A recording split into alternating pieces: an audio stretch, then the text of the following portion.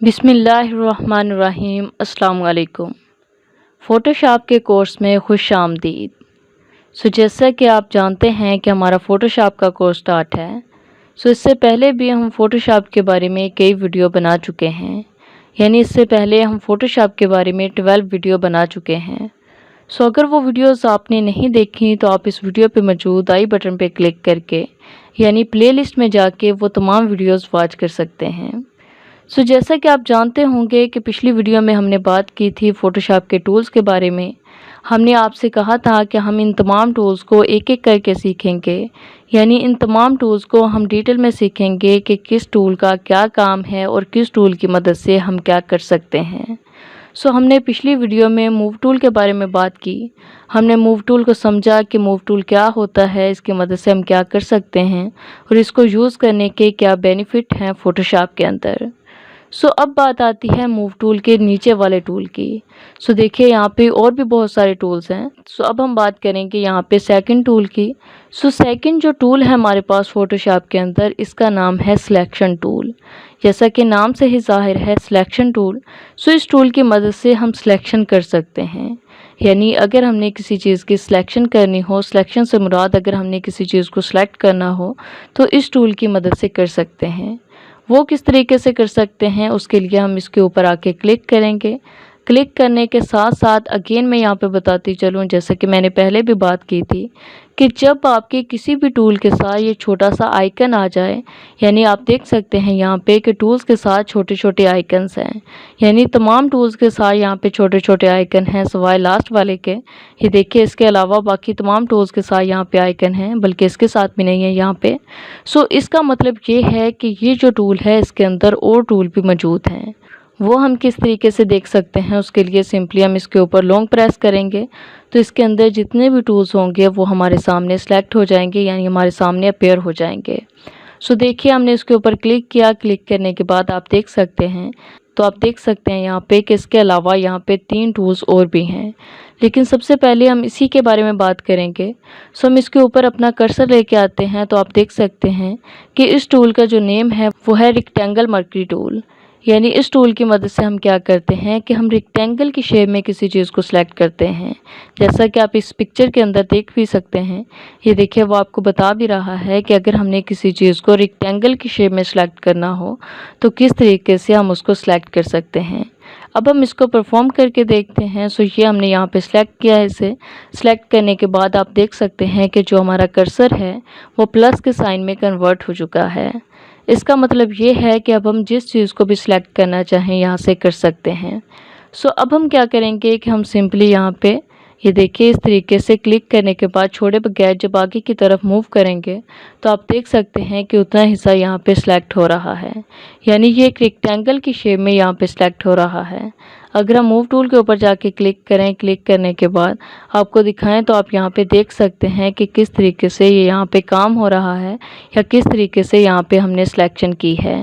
Again हम इसके ऊपर क्लिक करेंगे। अब हम इस बॉक्स के अंदर आके सिलेक्ट करेंगे। ये हमने किया। देखिए, ये हमने इसके ऊपर आके क्लिक कर दिया है। क्लिक करने के बाद हम यहाँ से सिलेक्ट करेंगे और उसके बाद मूव टूल की मदद से इसको मूव करेंगे तो आप देख सकते हैं कि किस तरीके से अब ये मूव हो रहा है, यानी इस तरह हम इसको मूव कर सकते हैं। यानी बेसिकली इस टूल का काम यही है कि अगर हमने किसी चीज़ को एक जगह से दूसरी जगह पे लेके जाना हो सिलेक्ट करके तो हम इस तरीके से उसे ले जा सकते हैं। उसके बाद इसके ऊपर हम आके लॉन्ग प्रेस करें तो आप देख सकते हैं कि दूसरा है इसके अंदर राउंड शेप वाला, यानी इसकी मदद से अगर हमने किसी चीज़ को गोल सिलेक्शन करना हो, यानी गोल सिलेक्शन के लिए हम इस टूल का यूज़ करते हैं। उसके लिए क्या करेंगे, अगेन हमारा कर्सर उसी शेप में कन्वर्ट हो चुका है। हम सिंपली यहाँ पे क्लिक करेंगे। क्लिक करने के बाद छोड़े बगैर नीचे की तरफ मूव करेंगे तो आप देख सकते हैं कि अब यहाँ पे जो सिलेक्शन हो रही है वो इस तरीके से हो रही है, यानी गोल शेप में हो रही है। ये देखिए, अगर मैं यहाँ पे इसे मूव करके देखूँ तो आप देख भी सकते हैं कि ये जो हमने गोल सिलेक्शन की थी हम उस एरिया को यहाँ पे मूव भी कर सकते हैं। मैं यहाँ पे इसे रख देती हूँ। रखने के बाद अगेन यहाँ पे इसे सिलेक्ट करती हूँ और मैं यहाँ से करती हूँ इसको सिलेक्ट। सो देखिए मैंने यहाँ पे किया, यहाँ पे करने के बाद अब इसको मूव करूँ तो आप यहाँ पे क्लियरली देख सकते हैं कि किस तरीके से हम किसी चीज़ को सिलेक्ट करते हैं।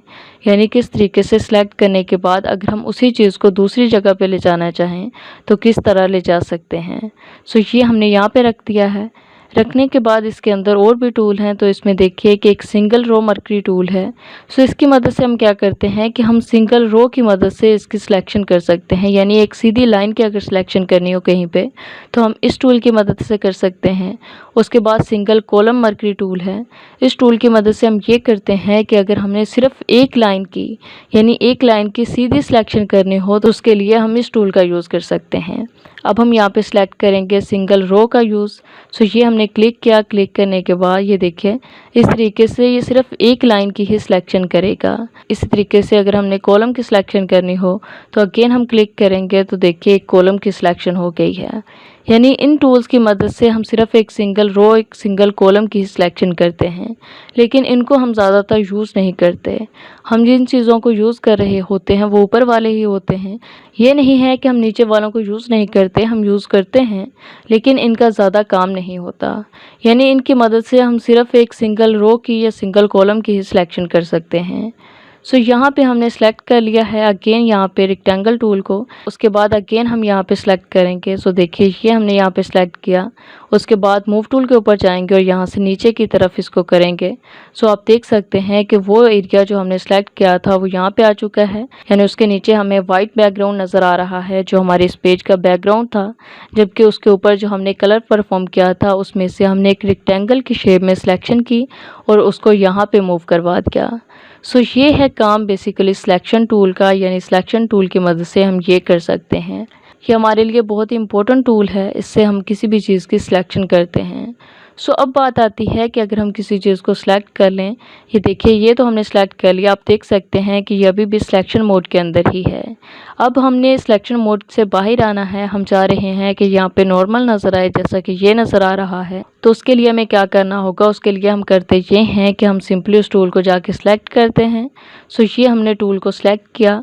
सिलेक्ट करने के बाद हम सिंपली यहाँ पे क्लिक कर देंगे। सो ये हमने क्लिक किया। क्लिक करने के बाद यहाँ पे कोई भी एक्शन परफॉर्म नहीं हुआ, बल्कि ये जहाँ पे सिलेक्शन शो हो रही थी वो यहाँ से हाइड हो चुकी है। यानी ये नॉर्मल फॉर्म में आ चुका है। अगेन हम यहाँ पे सिलेक्ट करके देख लेते हैं। सो अगर हम मूव टूल के ऊपर भी जाएं तो आप देख सकते हैं कि यहाँ पे जो सिलेक्शन है वो अभी तक हो रही है। यानी ये अभी तक सिलेक्शन मोड के अंदर ही है। इसको सिलेक्शन मोड से बाहर लाने के लिए हम सिंपली सिलेक्शन टूल को ही सिलेक्ट करेंगे। आप किसी को भी सिलेक्ट कर सकते हैं। सिलेक्ट करने के बाद सिंपली वन क्लिक करेंगे तो वो यहाँ से हाइड हो जाएगी। सो ये काम था हमारे पास सिलेक्शन टूल का।